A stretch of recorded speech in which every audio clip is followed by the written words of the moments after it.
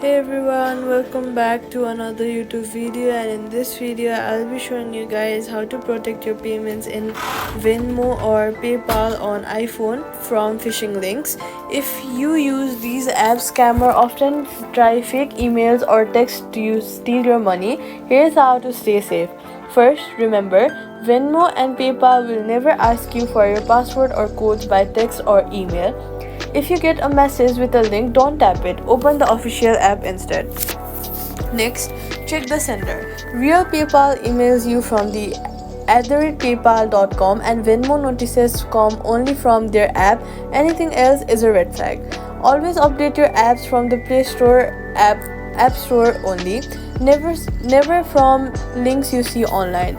On iPhone, go to settings and then go to privacy and security and go to tracking and then turn off the allow apps to request to track. This reduces data scammers might exploit.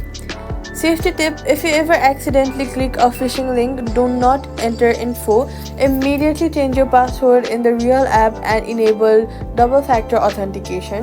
Quick fix: if you suspect fraud, go to reportproblem.apple.com for app store charges, or inside Venmo PayPal, tap help, report a problem to secure your account fast, and then